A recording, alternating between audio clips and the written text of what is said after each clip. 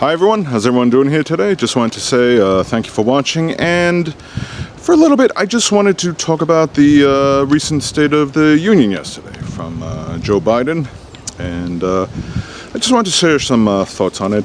These are just some of my views, whatever your takeaway was. If you have any feedback you want to offer to it, that's fine. And originally I didn't watch it. I watched it, I'll admit, the following day because I wasn't too interested, because I wasn't that crazy about the last one. Even though there have been some improvements, some accomplishments, just some of the things that Biden said I really didn't agree with. Namely the, fund the police, which sounded as disingenuous as can be at the time. This one, I have to admit, was a little bit more of an improvement, and kind of different, since we have Kevin McCarthy as the new Speaker of the House, which he was there, who he seemed okay in the beginning, but then after a while, showed very, very little enthusiasm, and not surprisingly.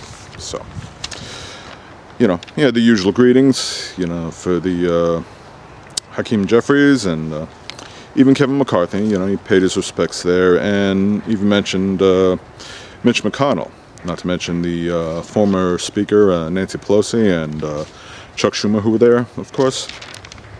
And also, it's just the usual talking points about some of his accomplishments, which I have to give credit to, like, improvements on the economy, 12 million new jobs, and the signing of the 300 bipartisan pieces of legislation, like the Women's Act, the Electoral Count Reform Act, the Respect for the Marriage Act, basically you can marry whoever you wish, the Chips and Science Act, and inflation and gas prices have been down, not fast enough. There's still a lot of improvement there. And he has considerably reduced the deficit. And like I said, there's more job growth. Is it perfect? No, not even close. We still have ways to go. But overall, he covered those things, and mostly everyone got into it. Now, it started to get more fun when he talked about some of the issues. There's still, we're paying way more in prescription drugs than any other countries, which is something he wants to address. Drug companies are making record-breaking profits, and the tax system, he described it as unfair, and he really wants to increase, taxes on corporations, which I strongly agree with.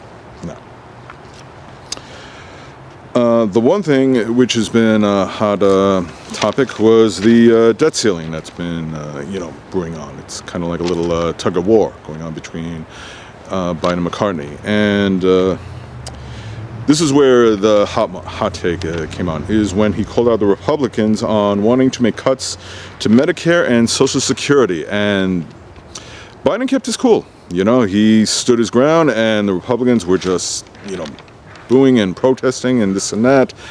There were a few colorful words by some of the less intelligent members. Marjorie Taylor Greene just screamed out liar, which that's what she does.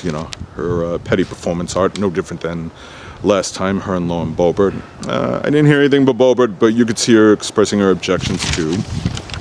And this falls under, the problems with the deficit, which Biden has been bringing down. Social Security is not raising the deficit, okay? So, as much as they want to deny it, the simple truth of the matter is this is something, as I mentioned in the previous videos, that Lindsey Graham and Rick Scott have made proposals to. They want to make cuts to Medicare and Social Security. That is not going to help the American people. It is not, okay? You want to solve the deficit? What I think he should have done is undo Trump's tax plan, from the beginning.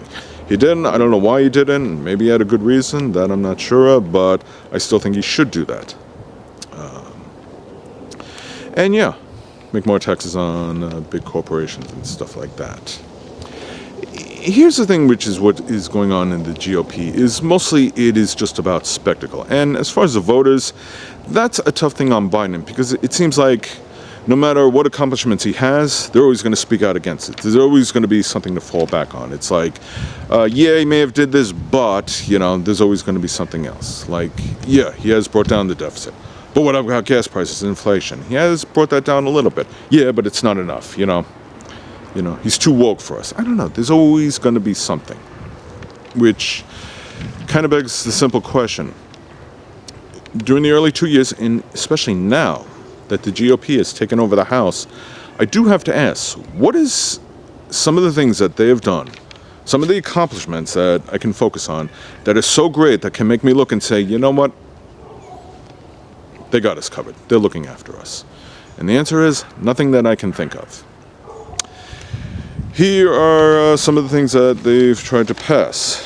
They want to investigate Hunter Biden. And how's that coming along, huh? Beyond a little, nude photos, what do they got? They got nothing. So, okay. Good start. They wanted to rescinding funding for the IRS. That's supposedly to defund the IRS, which, they talked about before, which, you ask me, that's just more protection for wealthy and corporations. The Senate killed that one, and rightfully so. So, are they thinking about, helping me with taxes? No. People like me? No. They're catering to the wealthy donors and corporate rich. And just to be fair, Democrats have done that too, and I still say it's wrong. Like I said. Establish a subcommittee on weaponization of the federal government. That's probably in response to, as I said before, defund the FBI, back when they did the illegal not the illegal, they issued a search warrant against Mar-a-Lago, Trump's property, when he had stolen classified documents and had plenty of opportunity to return them and chose not to do so. So much for the party of law and order. And Matt Gaetz, he wants to do a Pledge of Allegiance proposal because he just cares so much about the flag when he's not associating with underage girls. Give me a break. You know what? I don't care. You can do the Pledge of Allegiance at home. I'm talking about things that can help the American people, substance-wise. Actually show tangible results. What does that do? That does absolutely nothing. It's just more performance.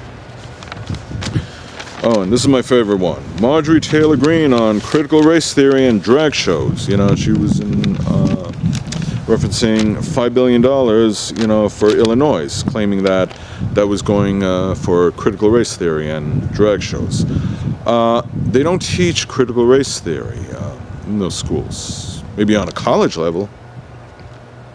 Yeah. Not in grade schools, not anywhere. That $5 billion to the state of Illinois was part of a COVID-19 federal relief funds, and there's a part of it that mentions diversity and equity and inclusion, I believe it was. She saw that and actually thought, oh, see, there you go, critical race theory. We got to put a stop to that. That had nothing to do with curriculum. So, as always, she has no clue what she's talking about. She's just there to put on a show. She is a liar. And she does not care about the American people. Oh, but she was so quick to label Biden a liar. This overall, State of the Union, I thought was an improvement over the last one and stuff. And like I said, there have been some improvements. And, the one thing he still believes in is being able to work with the Republicans. Because when he called them out on the cuts to Medicare and Social Security, like he said before, when he labeled the MAGA crowd as being like this fascist crowd. He says it's not all Republicans, and it's not. There are some good Republicans out there that want to do the right thing. There are a few there I saw that I would have cared not to see. Ted Cruz was there, J.D. Vance. They're useless. Kristen Sinema was there. I took one look at her and I was like just shaking my head. She's just a waste of existence in there. Vote her out as soon as you can. So, like I said, bad Republicans, bad Democrats, we don't need them, we don't want them. What do I want? I want bills that are going to actually help the working class. Things like lowering taxes, like increasing the minimum wage, like focusing more on infrastructure, like passing bills that actually do benefit them. Say nothing about health care. And I don't see the GOP doing anything like that. I would love somebody to name, within the recent, I know friends of mine are going to turn around and say, oh, the Democrats this, the Democrats that, Biden's bad, it was much better under Trump. No, it wasn't. No, it wasn't. And I've discussed that before, talking about some of the pros and cons between the former and current administration. And that still stands. Trump isn't going to do anything for us down the road, even if he runs in 2024. I doubt if he could win. But putting him aside, focusing on the here and now, what really is the GOP doing to help the American people? I would love to hear something, anything, beyond what I've already covered. Marjorie Taylor Greene, Lauren Boebert, Matt Gaetz. He's the one that have been bringing on some of these ridiculous bills. Boebert, who wants to, carry weapons in Congress, because she just cares so much about people. What are they doing to help us? And the answer is, from what I can see, absolutely nothing. Okay? It's a lot of performance art, it's a lot of show, and it's a lot of just pushing petty agendas that don't amount to a hill of beans. I want bills that help the American people. So I'm curious to hear what your takeaway is, And like I said before, am I a full supporter of Biden? No. But I do want him to succeed for the American people. I don't know what's going to happen in 2024, whether or not he runs again, but we'll just have to wait and see. But as far as the here and now goes, I think he's on the right track. He could be doing a lot more. He could be doing things that are better. He's made mistakes. But I'll take him over a Donald Trump any day.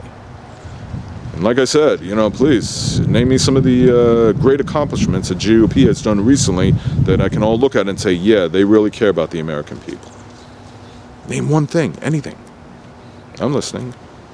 Take all the time you need. So, anyway, I really hope you understand, and thank you for watching.